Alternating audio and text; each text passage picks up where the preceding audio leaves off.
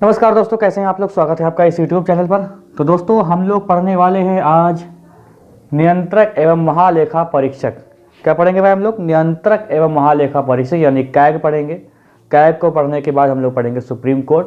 फिर आपका ये जो भाग 5 है ये पूर्ण रूप से समाप्त हो जाएगा।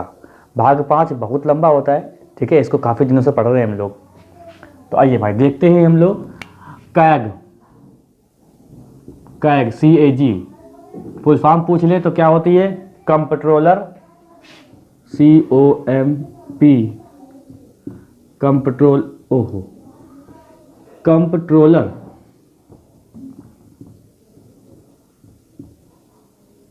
कंप्ट्रोलर और क्या हो जाएगा भाई? कंप्ट्रोलर एंड ऑडिटर जनरल, ठीक है। एंड ऑडिटर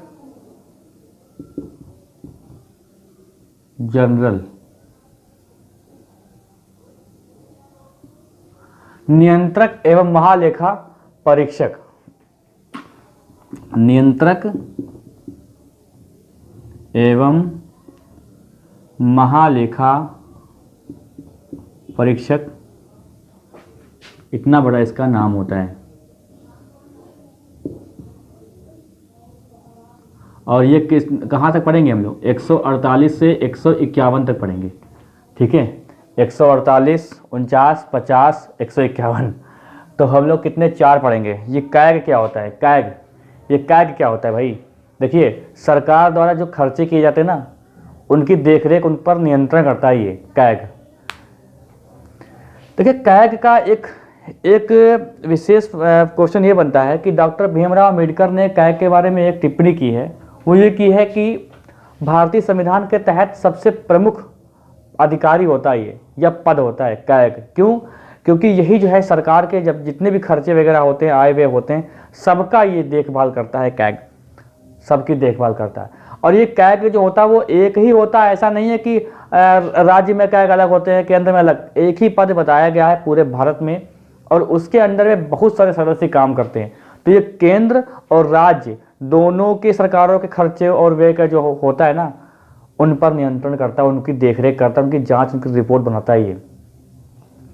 तो यहाँ पर सबसे पहला अगर क्वेश्चन ये बन जाए कि डॉक्टर भीमराव अम्बेडकर वाला, ठीक है, BR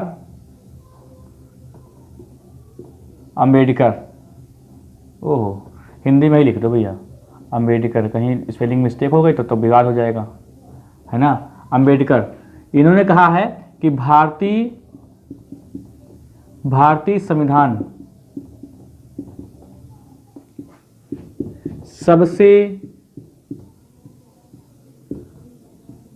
महत्वपूर्ण लिखो, सबसे महत्वपूर्ण पद है ये भाई। क्योंकि ये क्या है? ये स्वतंत्र होता है। नियुक्ति भले राष्ट्रपति करते हैं, अभी सबके बारे में बात करेंगे हम लोग, ठीक है, लेकिन स्वतंत्र होता है। और ये जो है ये रिपोर्ट बनाता है, जितने भी खर्चे वगैरह होते हैं ना, उनकी रिपोर्ट बनाता है ये। तो अगर ये क्वेश्चन बने आपसे कि भारतीय लेखा परीक्षण और लेखा विभाग का मुखिया होता है ये क्वेश्चन, अगर आपसे बने, देखो यहाँ पे 1 लाइन क्वेश्चन बनने वाले हैं जो आपको डिस्कस करने हैं, ठीक है, आपसे डिस्कस करने। नंबर 2 क्या है कि भारतीय लेखा परीक्षक व लेखा विभाग का मुखिया होता है ये। कौन होता है? मुखिया होता है ये, ठीक है। अच्छा, जो हमारे जो लोकतांत्रिक व्यवस्था को बनाए रखने के लिए जो प्रमुख 4 स्तंभ है ना, उसमें से एक है। वो 4 स्तंभ कौन कौन से हैं जो भारतीय लोकतांत्रिक व्यवस्था को बनाए रखने के लिए? 4 स्तंभ कौन कौन से हैं? एक तो है आपका, समझ लो खाली, एक आपका है ये सुप्रीम कोर्ट, दूसरा है निर्वाचन आयोग, ठीक है, और तीसरा क्या है? UPSC, ठीक है। और इसमें ये आता है केक। अब यहाँ पर क्रम आगे पीछे हो सकता है, कोई जरूरी नहीं कि क्रम इसी क्रम के अनुसार लगाया गया है। तो 4 जो स्तंभ है ना, उनमें एक होता है कैग। भाई कैग आप समझ रहे हैं ना कितना बड़ा पैर होता है? ये एक संवैधानिक पद है 148 के तहत। यहाँ पे लिख लो भाई, अनुच्छेद 148, हाँ लिखा तो है, अनुच्छेद 148 के तहत संवैधानिक पद है ये, ठीक है। तो सुप्रीम कोर्ट अगर चाहे, भाई देखो ये कैसे स्तंभ है भाई, सोचो। सुप्रीम कोर्ट स्वतंत्र है, मतलब बिल्कुल ही न्याय संगत काम करती है, जो न्याय और अन्याय होने से, न्याय और अन्याय जो है देख रेख करने का सुप्रीम कोर्ट का काम होता है, ठीक है। ये अपने हिसाब से काम करती है। निर्वाचन आयोग भी अपने हिसाब से काम करता है, किसी की भी बात नहीं मानने वाला आयोग होता है। कैसे चुनाव कराने हैं, बेईमानी ना हो, ठीक है, प्रत्याशी भी सही होने चाहिए, तो ये सब देख रेख निर्वाचन आयोग करता है हमारे लिए। यूपीएससी भी जो है, यूपीएससी संघ लोक सेवा आयोग भी अपने स्वतंत्र रूप से कार्य करता है, ठीक है।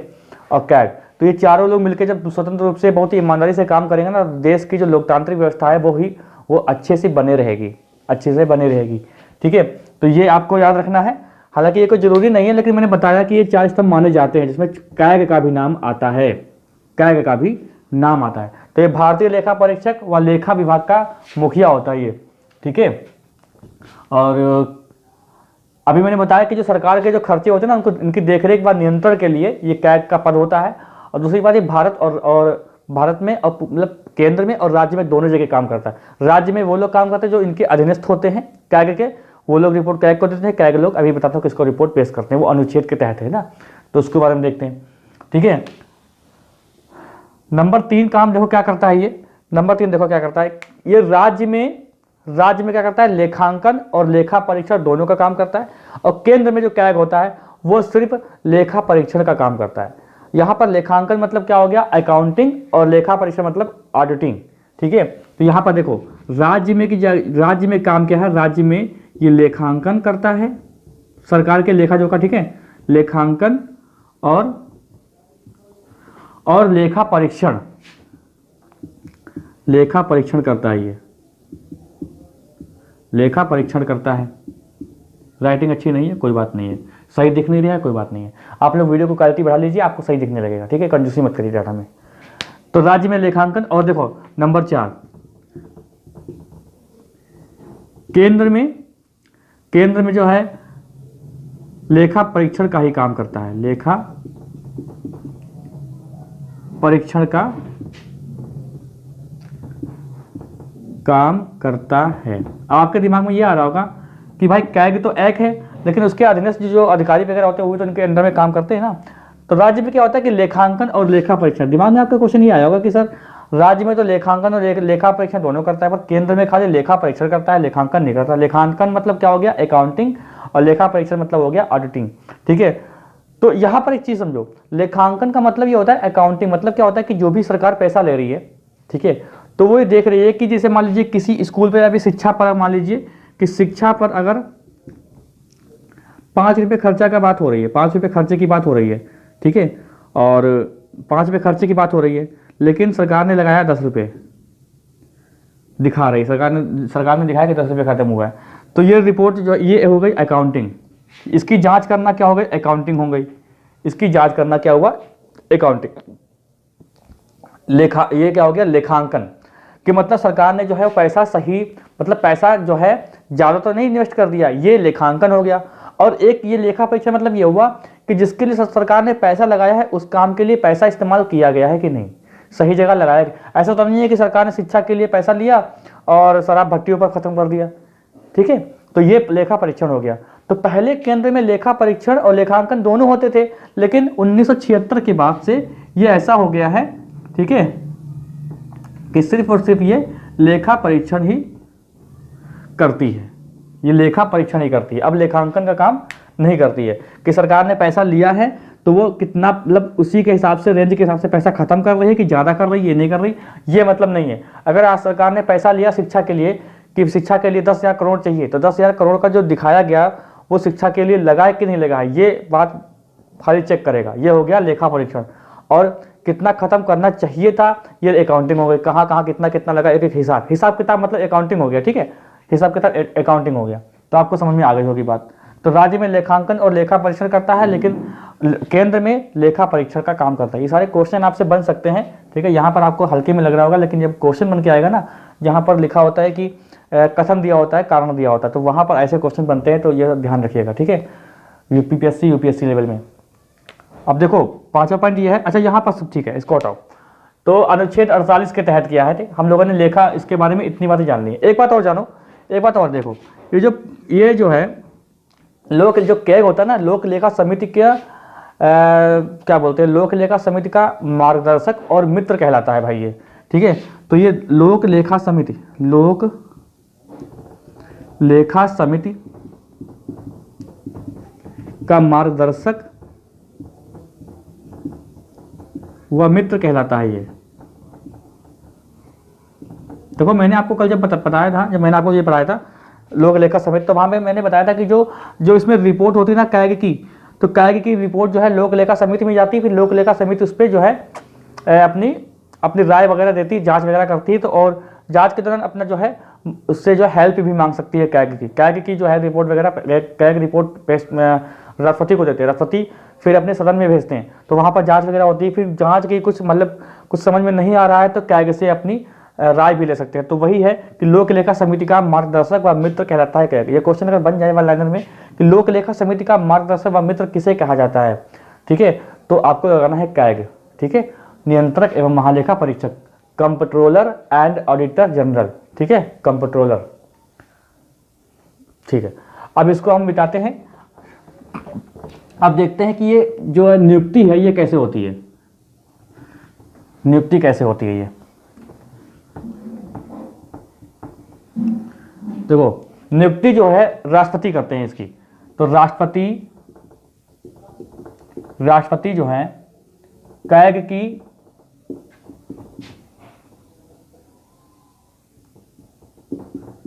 की नियुक्ति करते हैं।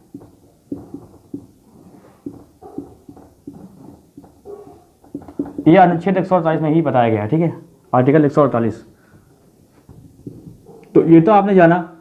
अब राष्ट्रपति जी अगर करते हैं तो राष्ट्रपति जी जो भी काम करते हैं मंत्रिपरिषद की जो मंत्रिपरिषद होती है उसकी सलाह पर काम करते हैं। तो मंत्रिपरिषद की सलाह पर तो काम करते हैं, लेकिन एक बात यहाँ पर है और है, समझ लीजिए कि राष्ट्रपति के प्रसाद प्रयत्न पर ये पद धारण नहीं करते हैं कि जब चाहे तब मंत्रिपरिषद आए और कहे हटा दो तो हटा देंगे। तो मंत्री के प्रसाद प्रयत्न पर ये काम नहीं करते हैं। ठीक है, एक ये बहुत इंपॉर्टेंट पॉइंट है, एक के अंतर्गत ऐसे डाल लो, क्या है कि राष्ट्रपति के प्रसाद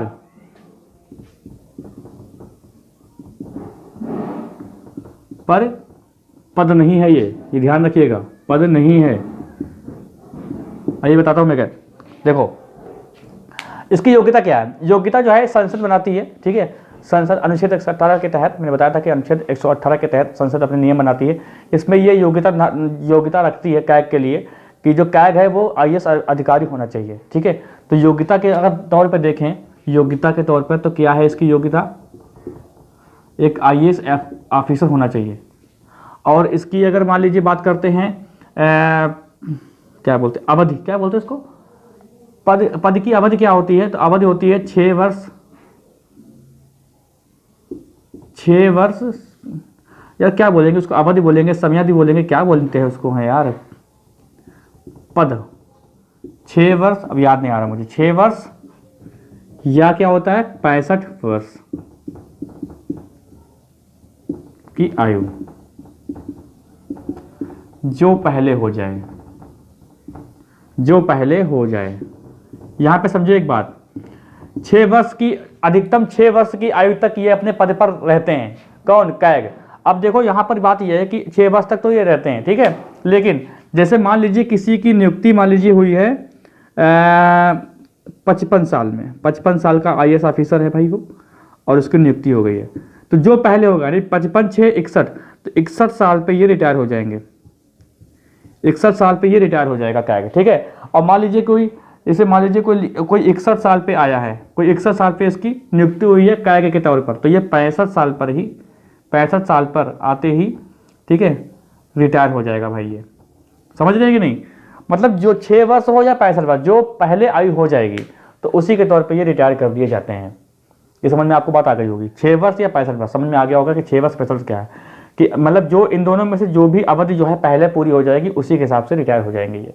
ठीक है, तो ज़्यादातर क्या होता है कि बहुत ही सीनियर होते हैं आईएएस ऑफिसर, उनको ही नियुक्ति मिलती है, तो 65 वर्ष तक की, मतलब 6 वर्ष से पहले रिटायर हो जाते हैं लगभग। ठीक है, तो ऐसा माना जाता है, क्योंकि समस्या यह है कि भाई एक बार ये रिटायर हो गए तो कोई भी राज्य का और केंद्र का सरकारी पद नहीं ले सकते हैं।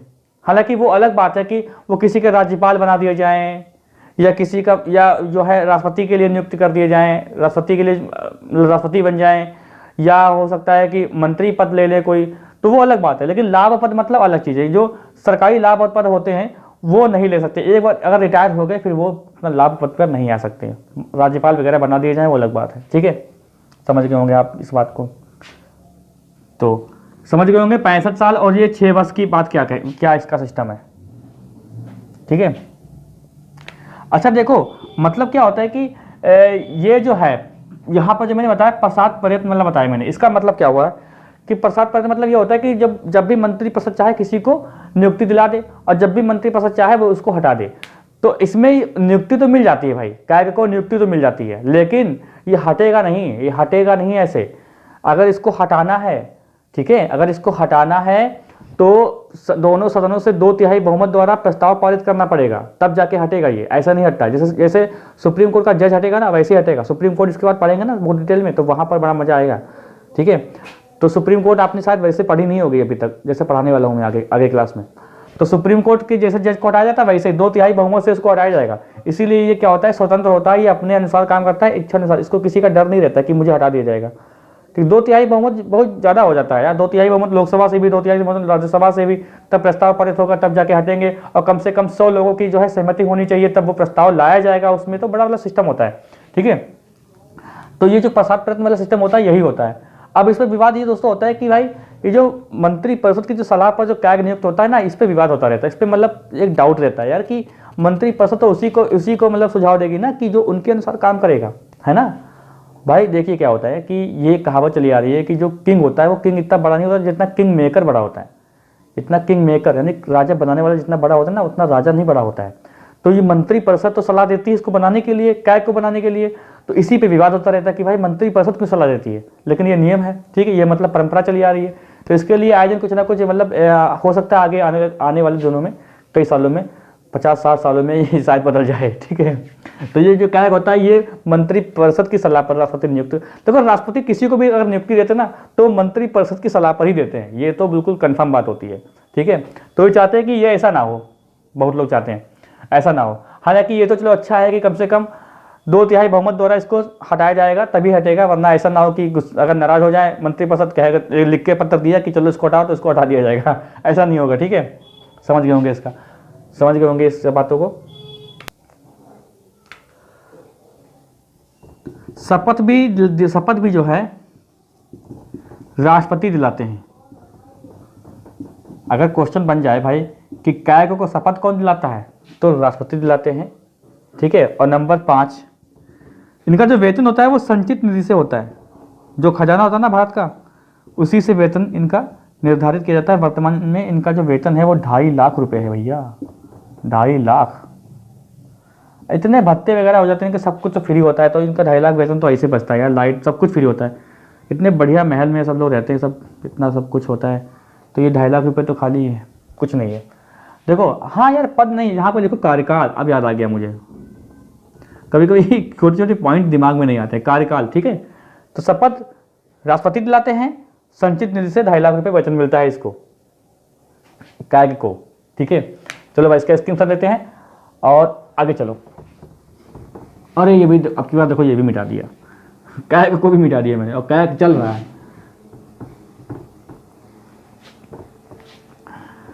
अब देखो क्या हम लोगों ने देख लिया, 148 देख लिया। देखने वाले हैं हम लोग आर्टिकल 149। इसमें क्या, इसमें जो है कार्य एवं शक्तियों की बात की गई है, कार्य एवं शक्तियों के बारे में बात की गई है। एक बार मैं देखो जरा, चल रहा है वीडियो यार,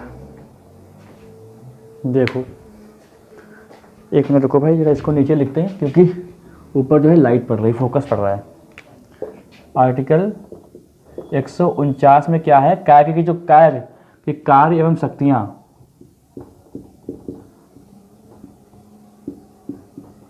देखो 148 से 151 तक पढ़ेंगे। तो 148 में कैग की नियुक्ति के बारे में है और 149 में उसके कार्य एवं शक्तियों के बारे में है, ठीक है। ध्यान रखिएगा इस चीज को। तो चलिए देखिए, पहला पॉइंट ये है कि अभी मैंने बताया था कि जो सरकार के जो खर्चे होते हैं ना, उनके नियंत्रण, उनका लेखा जोखा रखती है ये कैग रखता है। तो यहाँ पर देखो पहली बात ये है कि जो भारत की जो संचित निधि है ना, तो संचित निधि हो, संचित निधि से, ठीक है, संचित निधि और राज्य संचित निधि के से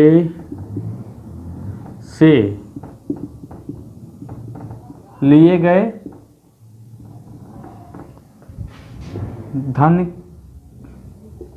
धन की निगरानी करना, बस शॉर्ट में लिखो, निगरानी करना। निगरानी करना ये काम होता है भाई साहब का, ठीक है। दूसरा देखो, जो आकस्मिक निधि होती है ना, राज्य की भी और केंद्र की भी, तो आकस्मिक जो निधि होती है, आकस्मिकता वाली निधि जो होती है, जैसे ये सब मैंने कल आपको बताया, आकस्मिकता निधि से निधि पर भी,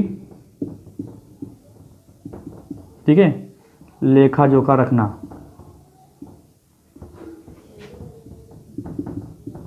जोखा रखना।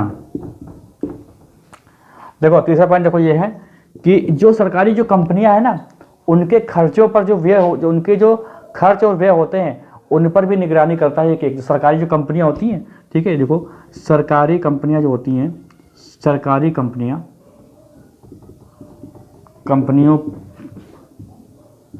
के खर्च व व्यय पर निगरानी रखता है। ये सरकारी कंपनी जैसे कि BSNL हो गया, ठीक है, NTPC है, भेल है, सेल है, ठीक है, ये सब सारी जो है इनकी जो है खर्चे और वो जो व्यय होते हैं इनकी निगरानी करता है ये कैग। और देखो तीसरा पॉइंट ये है कि जो सरकारी बिक्री का जो सरकारी जो बिक्री खरीद होती है ना, उन पर भी निगरानी करता है ये। सरकारी बिक्री व खरीद पर निगरानी, ठीक है, निगरानी। अच्छा, ये जो घोटाले वगैरह आते हैं ना सामने हम लोगों के, कभी कभी 2G घोटाला, कोयला घोटाला, ठीक है, बोफोर्स घोटाला, तो ये सब जो है ये कैग ही लाता है, ठीक है। कभी कभी क्या होता है कि अलग समितियां भी गठित की जाती हैं, लेकिन जो जनरली जो घोटाले होते हैं ना, तो वो सब 2G वगैरह सब इसके ही जरिए आए थे। कैग ही लाता है, कैग की रिपोर्ट ही लाती है कि भैया इतना इतना खर्चा की बात की गई थी। अब इसे कभी भी कोई देश से कोई चीज़ खरीदी जाती है, बेची जाती है, तो उसकी निगरानी भी कैग करता है। ये कि कैग की निगाह से कुछ भी जो धन संबंधी जो चीज़ें होती है ना, जो एक अर्थ से संबंधित चीज़ें होती हैं, मतलब इकोनॉमिक से संबंधित जो चीज़ें होती हैं, वो सब इस पर निगरानी है, कैग की निगरानी उस पर होती है, ठीक है। कैग देखे रहता है क्या कर रहा, क्या हो रहा, क्या नहीं हो रहा, ठीक है। अब देखो यहाँ पर एक आता है आर्टिकल 150। आर्टिकल 150 में क्या कहा जाता है, राज्य के लेखा का प्रारूप कैसा हो, ये भी। अब यहाँ पर अगर देखो, यहाँ पर देखो कैसे कि राष्ट्रपति को सलाह देता है, ये क्वेश्चन आ सकता है। मान लीजिए लिखा हो आपके पेपर में इतनी छोटी लाइन कि राष्ट्रपति को सलाह देता है कैग किस अनुच्छेद के तहत, बस आप फंस गए। अब एक लाइन का क्वेश्चन नहीं है और इतना भारी क्वेश्चन है वो, जब आपको अनुच्छेद पता ही नहीं है तो कैसे हो जाएगा। तो भैया 150 अनुच्छेद 150 के तहत जो नियंत्रक एवं महालेखा परीक्षक है वो राष्ट्रपति को सलाह देता है कि राज्य के लेखा का प्रारूप कैसा हो, ठीक है। अब देखो एक और देखो बचता है आपका 151। 151 में क्या है देखो भाई, 151 में क्या है कि जो कैग है ना, वो कैग अपनी रिपोर्ट देता है राष्ट्रपति को, ठीक है। राष्ट्रपति या राज्यपाल, अगर राज्य की बात है तो राज्यपाल को रिपोर्ट देता है, ठीक है। अब ये जो राज्य की बात आती है तो राज्यपाल भाई विधानसभा में रखते हैं और राष्ट्रपति संसद में रखते हैं, फिर वहां पर जांच होती है, ठीक है। तो ये बात आपको समझ में आ गई होगी। अच्छा हाँ, अभी कुछ एक बात और है जो अभी देखो, एक तो ब्लैक मार्कर नहीं चल रहा, यहां पर देखो शॉर्ट में देखो, जो प्रथम कैग थे उनका नाम आपसे पूछा जा सकता है, तो उनका नाम है नरहरि